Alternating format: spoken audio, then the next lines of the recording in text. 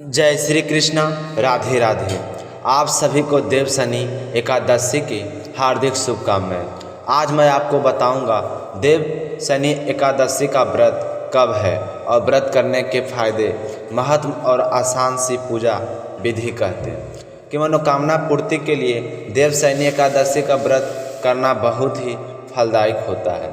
इस दिन व्रत रखने से भगवान विष्णु की कृपा प्राप्त होती है। इस दिन भगवान विष्णु के साथ साथ माँ लक्ष्मी की भी पूजा की जाती है। ऐसा करने से घर में धन धान की वृद्धि होती है और आपकी अधूरी इच्छाएं सारी पूर्ण होती है।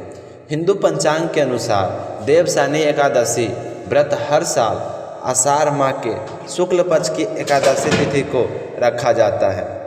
धार्मिक मान्यताओं के अनुसार इस दिन से सभी मांगलिक कार्य 4 महीने तक रुक जाते हैं। हिंदू धर्म में देव शनि एकादशी का बहुत ही खास महत्व माना गया है। यह सभी एकादशियों में सबसे श्रेष्ठ एकादशी होती है। यह व्रत भगवान विष्णु को समर्पित है। पंचांग के अनुसार यह व्रत हर साल आषाढ़ माह के शुक्ल पक्ष की एकादशी तिथि को रखा जाता है।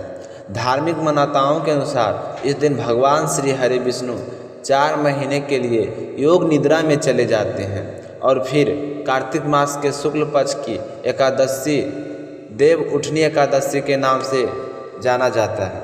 हिंदू धर्म में यह 4 महीने मांगलिक कार्यों के लिए बिल्कुल भी शुभ नहीं माने जाते हैं। इन महीनों में जैसे शादी जैसे शुभ कार्य रुक दिए जाते हैं। देव शनि एकादशी को हरि शनि एकादशी के नाम से भी जाना जाता है। ऐसा कहा जाता है कि इस व्रत को श्रद्धा पूर्वक करने से मोक्ष की प्राप्ति होती है और जाने अनजाने में किए हुए पापों से हमें मुक्ति मिलती है। यदि आप भी देव शनि एकादशी का व्रत रखने की सोच रहे हैं तो इससे पहले आपको इसकी सही तारीख, मुहूर्त और पूजा विधि और महत्व का अच्छे से पता होना चाहिए। सबसे पहले जानेंगे कि देव शनि एकादशी का व्रत कब रखा जाएगा। साल 2024 में देव शनि एकादशी का व्रत 17 जुलाई बुधवार को रखा जाएगा और एकादशी व्रत का पालन 18 जुलाई गुरुवार को किया जाएगा। देव शनि एकादशी के दिन सुबह जल्दी उठें, नित्य कर्मों से निवृत्त होकर स्नान करें और साफ कपड़े पहने। उसके बाद भगवान विष्णु की प्रतिमा के आगे घी का दीपक जलाएं और 1 लोटा जल से भर कर रखें। फिर व्रत का संकल्प लें और विष्णु भगवान से कहें कि हे विष्णु भगवान, आज मैं देव शनि एकादशी का व्रत करने जा रही हूँ। आपका आशीर्वाद बनाए रखिएगा ताकि मेरा व्रत अच्छे से पूरा हो और मेरी मनोकामनाएं पूर्ण हो। उसके बाद में 108 बार ओम नमो भगवते वासुदेवाय मंत्र का जाप करें। जाप करने के बाद एकादशी का व्रत कथा सुने। व्रत कोई भी हो, व्रत में हमें व्रत कथा अवश्य सुननी चाहिए, वरना हमें हमारे व्रत का पूरा फल प्राप्त नहीं होता है। एकादशी के दिन अगर आप व्रत कथा सुनते हैं तो आपको ध्यान रखना है कि हाथ में चीनी या मिश्री लेकर कथा सुननी चाहिए। इस दिन कोई भी चीज़ अन्न से बनी हुई चीज़ ना तो हाथ में ले और ना ही भगवान विष्णु को समर्पित करें। भगवान विष्णु को जो भोग लगाएं आप उसमें तुलसी दल अवश्य डालें, क्योंकि विष्णु भगवान को तुलसी दल अति प्रिय है। बिना तुलसी दल डाले भगवान विष्णु की पूजा अधूरी मानी जाती है। लेकिन एक बात का ध्यान रखें कि इस दिन तुलसी में जल नहीं छींचना होता है, क्योंकि कहते हैं कि इस दिन तुलसी माँ स्वयं भगवान विष्णु की पूजा में लीन होती है। ऐसे में अगर हम जल सींचें और तो माँ की तंद्रा भंग होती है, जिससे वह हमसे नाराज भी हो सकती है। एकादशी के दिन शाम को सिर्फ तुलसी मैया के समक्ष 1 घी का दीपक जलाना होता है। बस इतनी सी पूजा की जाती है और द्वादशी के दिन तुलसी माता की पूजा करनी चाहिए। सुबह जल्दी उठकर स्नान करें और बाद में सबसे पहले तुलसी में जल अर्पित करें। बाद में तुलसी माता की संपूर्ण कहानी सुनें।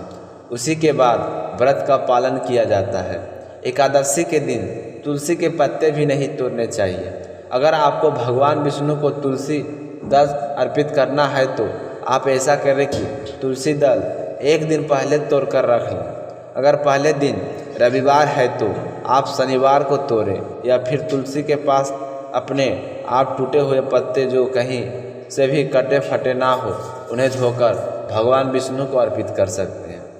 जब भी आप एकादशी की व्रत कथा सुने तो साथ में एकादशी माता की 12 महीने कथा सुनी जाती है, यह अवश्य सुने। एकादशी की सारी कथाओं को सुनने के बाद भगवान विष्णु की आरती अवश्य करनी चाहिए, और आरती का समापन होने पर जो आपके पास चीनी है वह विष्णु भगवान को अर्पित कर दें, और थोड़ी सी चीनी लोटे में डालकर सूर्य को अर्घ दें, और फिर पूरे दिन मन ही मन भगवान विष्णु का स्मरण करते रहें। इस दिन किसी का चुगली या निंदा ना करें, घर में लड़ाई झगड़े का माहौल ना रखें। एकादशी के दिन नाखून या बाल नहीं कटाने चाहिए और ना ही कपड़े धोने चाहिए। एकादशी का व्रत चाहे आपने रखा या नहीं रखा, फिर भी आपको इस दिन चावल नहीं खाने चाहिए और ना ही इस दिन काले रंग का वस्त्र पहनने चाहिए। एकादशी के दिन पीले वस्त्र पहनने बहुत ही खुश माने जाते हैं, शुभ माने जाते हैं।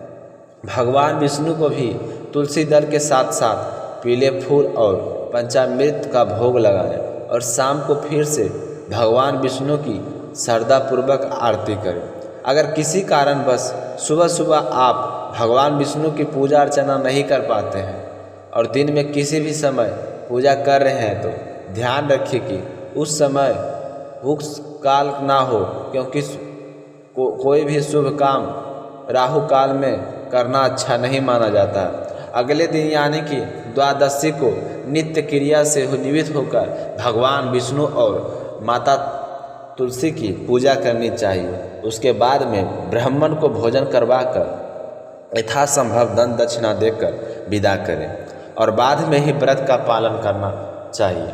अगर आप द्वादशी के दिन तुलसी माता की संपूर्ण कथा सुनने के इच्छुक हैं तो आपको शीला भक्ति चैनल पर पूर्ण कथा प्रस्तुत की जाएगी, तो श्रद्धापूर्वक सुनिए और ज़्यादा से ज़्यादा शेयर कीजिए ताकि हर व्रत रखने वाले तक यह कथा पहुंच सके। हिंदू धर्म के अनुसार देवशयनी एकादशी के दिन से भगवान विष्णु 4 महीने के लिए पाताल लोक में योग निद्रा पर चले जाते हैं। इन 4 महीनों में सृष्टि का संचालन भगवान शिव करते हैं। तो चलिए जानते हैं कि भगवान विष्णु 4 महीने तक पाताल लोक में निवास क्यों करते हैं। पौराणिक कथा के अनुसार राजा बलि का नाम आपने बहुत बार सुना होगा, जो ऋषि कश्यप के कुल से थे। राजा बलि के दादा का नाम प्रहलाद था तथा पिता का नाम विरोचन था। वह महर्षि कश्यप तथा दैत्य हिरण्यकश्यप के कुल में जन्मा एक दैत्य राजा था। वह स्वभाव से अपने दादा के समान दानवीर था, किंतु उसमें दैत्यों के गुण होने के कारण अहंकार तथा अधर्म भी था। राजा बलि के दादा भगवान विष्णु के प्रिय भक्त थे। अपने पिता विरोचन की देवराज इंद्र के द्वारा छल से हत्या कर देने के कारण राजा बलि तीनों लोगों के सम्राट बने थे। वे अत्यंत शक्तिशाली तथा पराक्रमी थे। दानवीर होने के साथ साथ राजा बलि अहंकारी भी था। भगवान विष्णु का पक्का भक्त था, लेकिन वह देवताओं से ईर्ष्या भी रखता था। उसी ईर्ष्या से उनके सिंहासन से हटा दिया था। राजा बलि ने अपने गुरु शुक्राचार्य की सहायता से सोमावेग योगों का आयोजन करवाया था। 99 योगों का वह सफलतापूर्वक आयोजन कर चुका था। यदि वह 100वां योग भी बिना किसी विघ्नहर्ता या देखकर सारे देवता में बहुत ही भय प्राप्त हो गया, लेकिन किसी में भी उसे रोकने की शक्ति नहीं थी। स्वयं देवराज इंद्र ऐसा अनुभव कर रहे थे कि जब वह 100वां यज्ञ आयोजित करने जा रहा है, तब ही सभी देवताओं के साथ भगवान विष्णु से सहायता मांगने के लिए गए और धर्म रक्षा की बात की।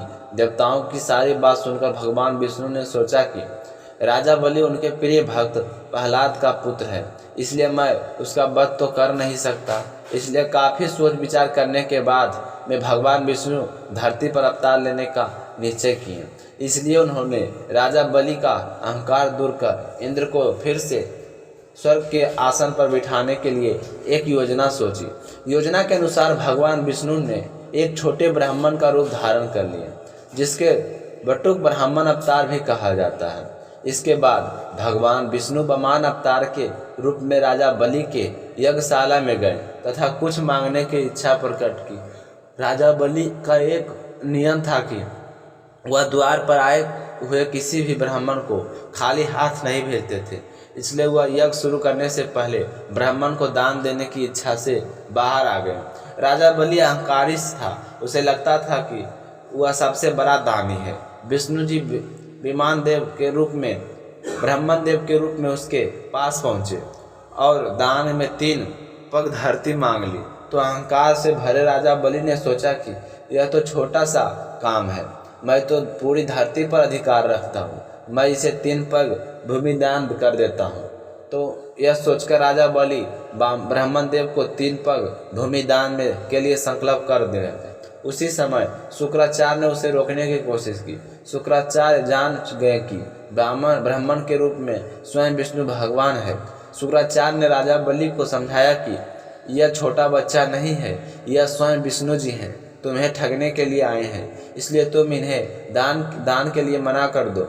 शुक्राचार्य की यह बात सुनकर राजा बलि बोला कि अगर यह भगवान है और मेरे द्वार पर दान मांगने के लिए आए हैं तो भी मैं इन्हें मना नहीं कर सकता।